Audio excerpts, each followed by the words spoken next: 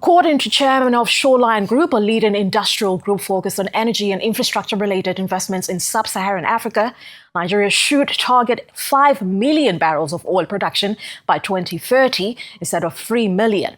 He spoke with Arabi's business correspondent Rotus Oddiri in Riyadh, Saudi Arabia, at the ongoing Future Investment Initiative. Let's have a look.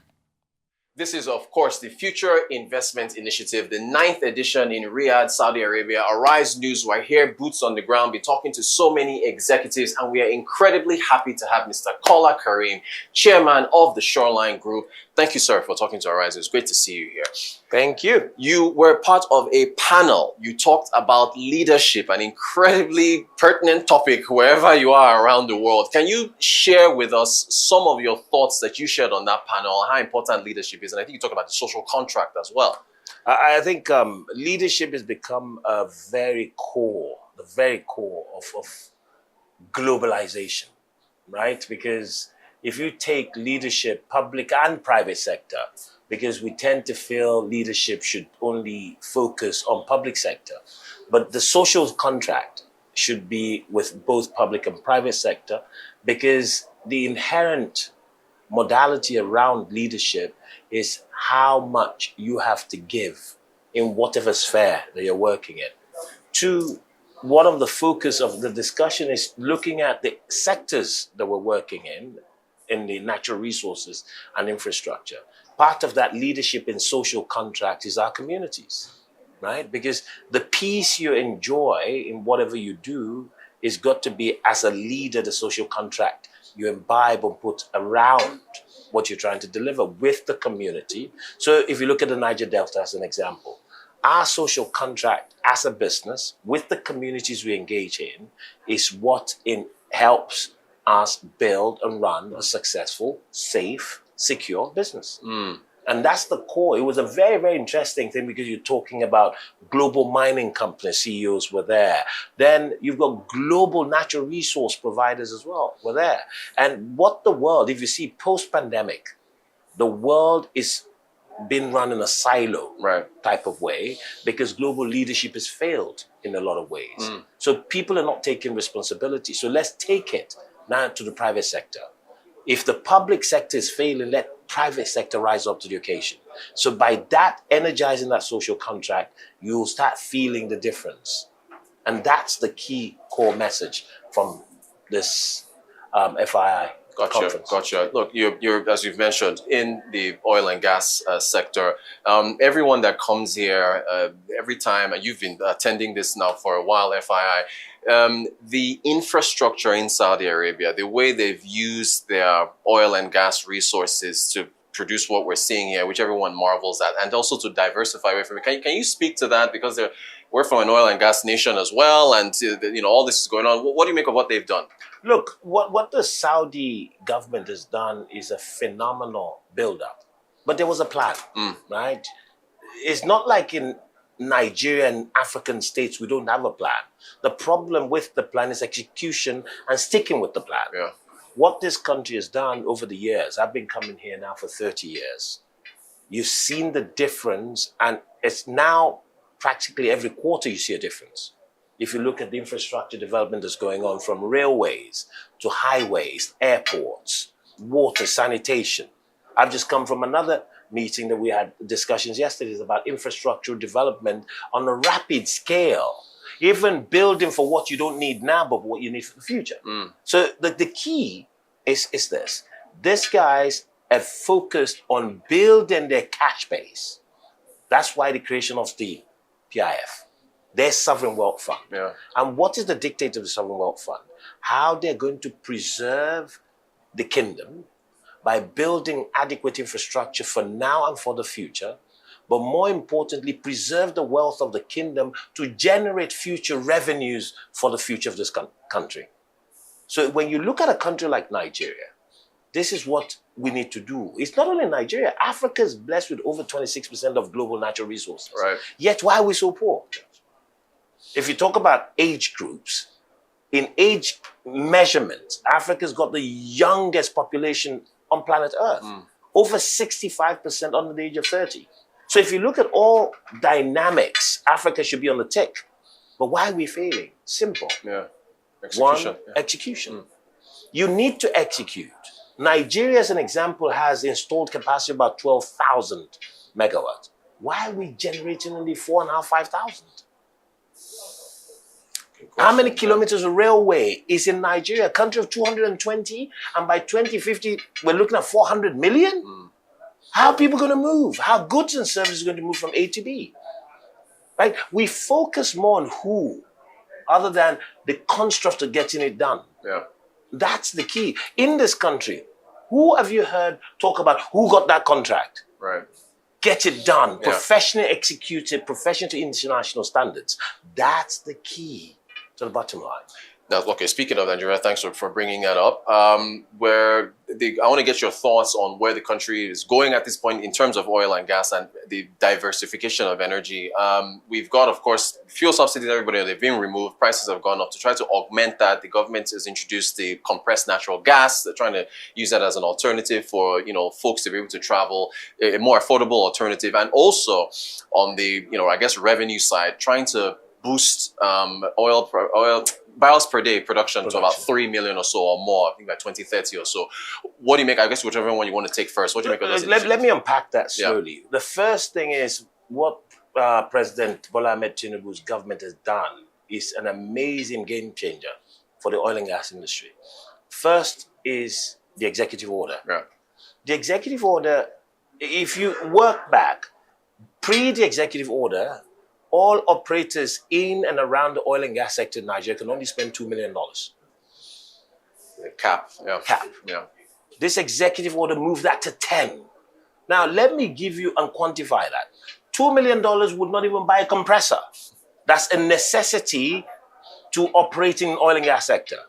So you can imagine what used to happen before. So if you needed a compressor, remember, the problem in Nigeria is not about reserves. Nigeria has 47 billion barrels of reserves, 210 TCF of natural gas. The problem of Nigeria's oil and gas sector is above ground infrastructure because they're aging.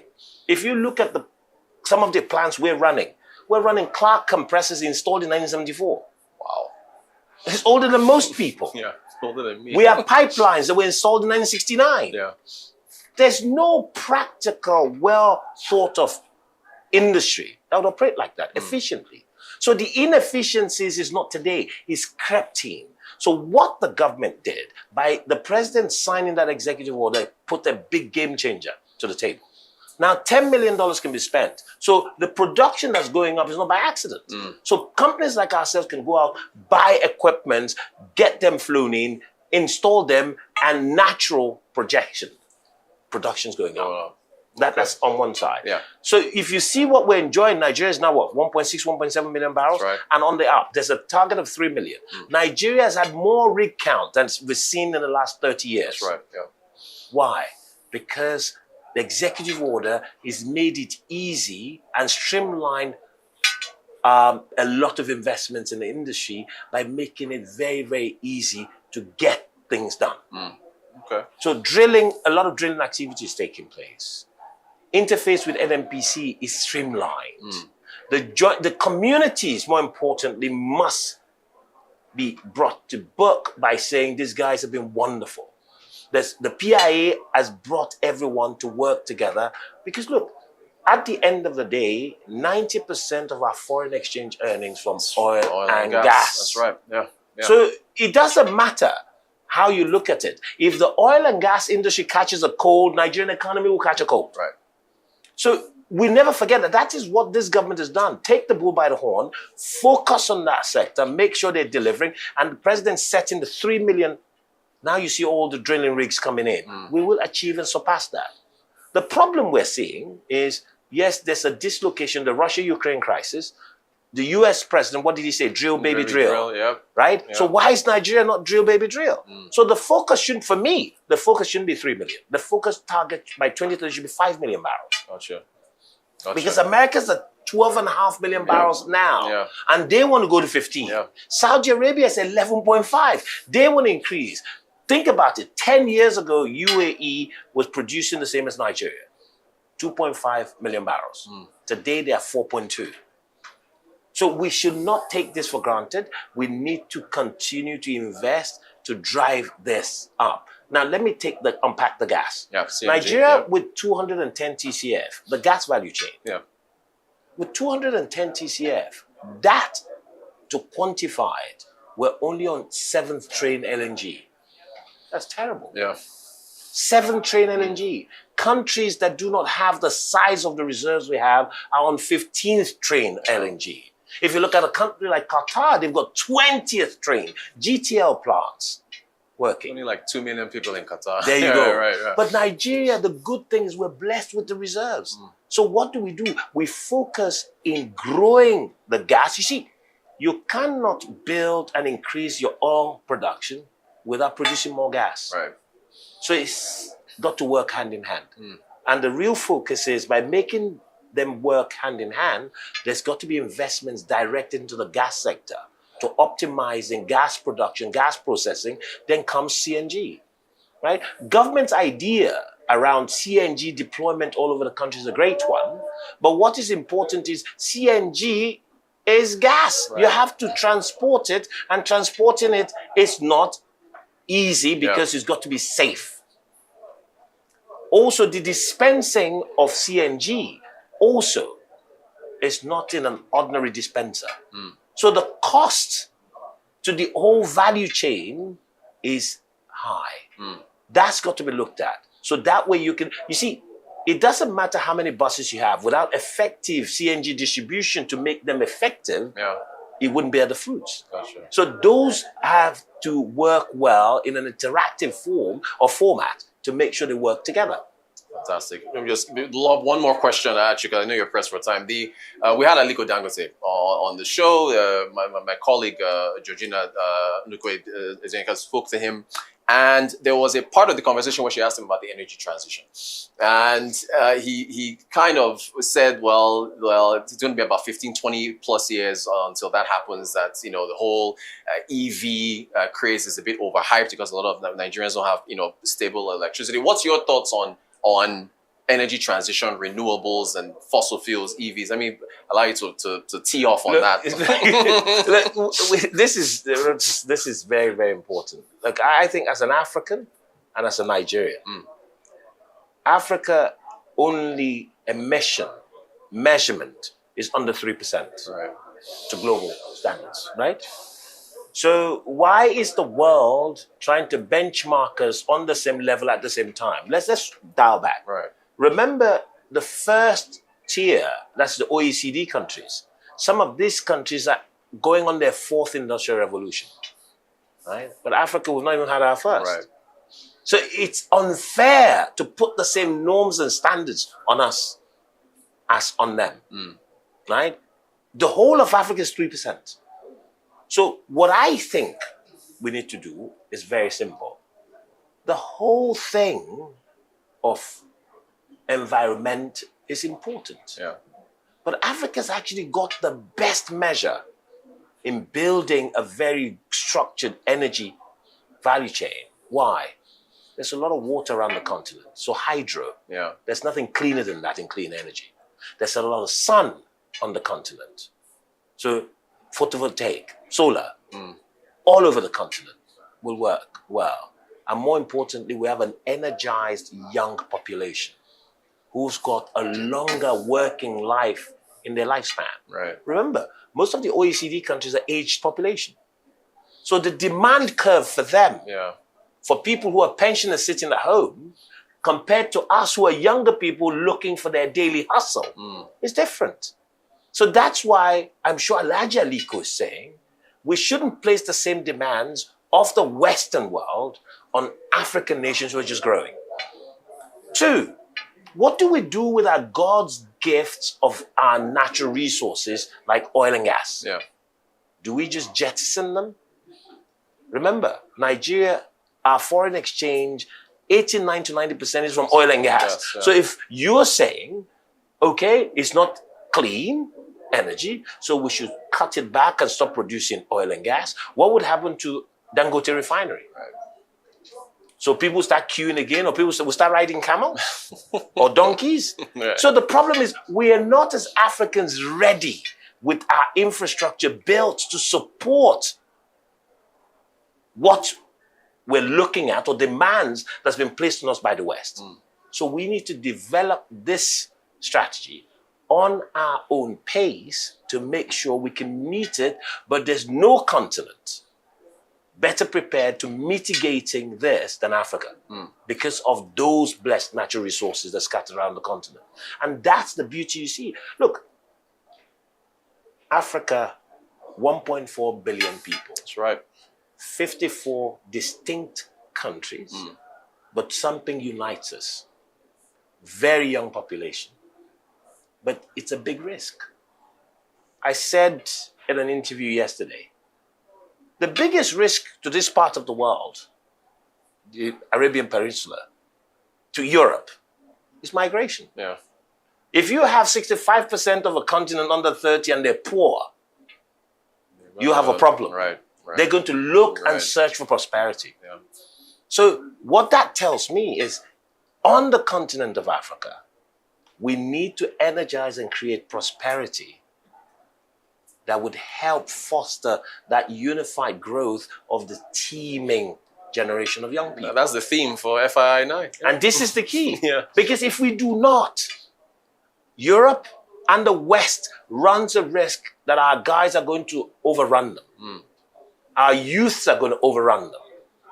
And that should be a worry for them. So when, as an African, I turn up at your doorstep looking for money to build that power plant, to build that railroad, to build that highway, to build that school, I think you should oblige me to do it. Because I'm helping to save you the problem. Migrants that are coming, yeah. Right? So the world, unfortunately, is now so connected, but operates in a disjoint way. So what affects me, irrespective of how you look, it affects you. Yeah. It might not be immediate, but the remote causes would affect you. So my summation today is, we cannot live in a unipolar world. We must live in a unified world with different ideals and ideologies, but we must execute for humanity. Yeah. Right? It doesn't matter if I'm successful and there's so many poor people around me. Your wealth has no value. You know why? You're at risk. Right. But if everyone has something, then we will all have peace and there will be some form of stability. And that's the growth trajectory of global leadership. Cannot afford to fail the teeming generation of young Africans that are coming up. Yeah.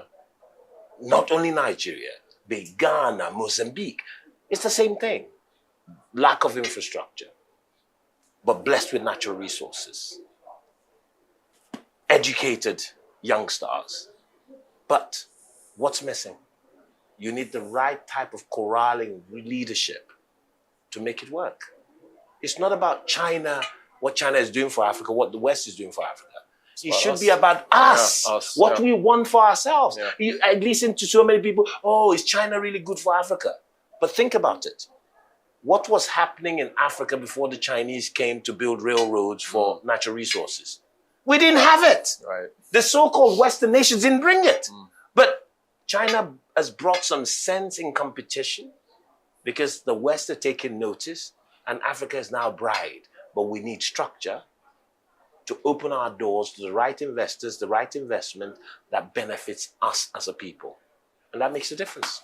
I love how you expertly tied it back to our first question on leadership. Mr. Kola Karim, the chair of the Shoreline Group. Thank you so much for talking to our audience. Thank you. Thank you.